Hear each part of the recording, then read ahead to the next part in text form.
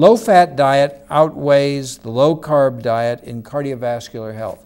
That's a way of saying eat cooked vegetables, vegetable soup, and beans if you're going to lose weight, as opposed to eating fish, chicken, meat, cheese, eggs, and so on. In other words, it turns out that the diet that I've always recommended, the unprocessed, organic, whole foods diet, foods the way they grow in the field. Fish does not grow in the field. Chicken does not grow in the field. Beef does not grow in the field. Eggs do not grow in the field. Cottage cheese and yogurt do not grow in the field. What grows in the field are the grains, but those have to be limited. Grains like brown rice, barley, millet, quinoa, amaranth. Those are limited in people who are trying to lose weight.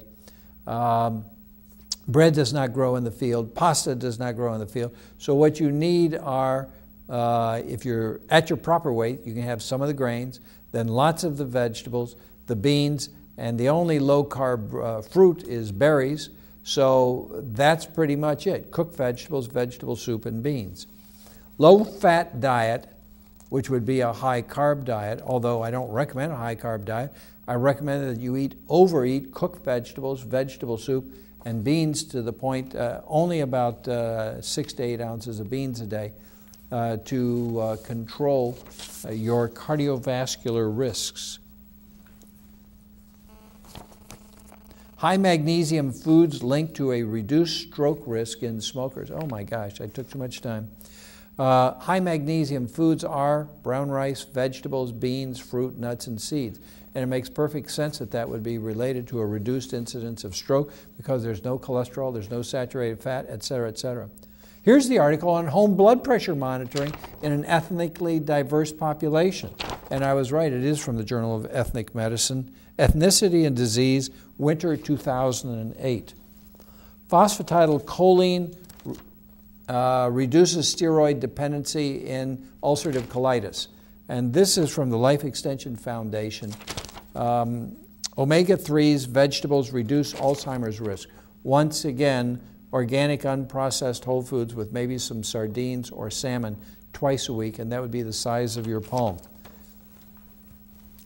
Reducing children's salt intake reduces soft drink cravings. That says a very Eastern medicine concept that if you take in something that contracts you, like salt, you'll seek something to expand you, like sugar. On the other hand, if you eat the sweets, then you're going to want the salt. So it works both ways. The key thing is not to take in too much of those things that are either too expansive or too contracting to avoid these cravings. Okay, this talks about development and validation of all-cause mortality risk in diabetes. And what that really says is, what is it that causes diabetics to die? And the answers are obvious. You know, high blood pressure, changes on the EKG, kidney disease, and so on. I don't know how they get away with writing age, sex, history of arterial disease, cancer, insulin use, anemia, being overweight. All of that is like so obvious. What on earth could possibly be the issue?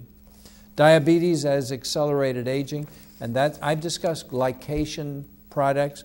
1 minute, it turns out I have. Regular drinking raises blood pressure. I already discussed that one. Magnesium, calcium, potassium, and sodium intakes and risk of stroke. Well, that's that article that I was just talking about. That is from the Journal of the American Medical Association. Oh, there's a new type of exercise out, and I think it is available at Big Sky. I don't know whether it's available at the New York Sports Club in West Hartford, Connecticut. However, you ought to call New York Sports Club, you ought to call Bally's, and you ought to call Big Sky and see if they have these super strengthening, agility enhancing exercises that were just discussed a couple of weeks ago in the New York Times. Well, I think that's it. Good day and God bless you all. I am H. Robert Silverstein, MD, for the Preventive Medicine Center and Hartford Public Access TV. We hope you enjoy the show. Call me with questions, 549-3444.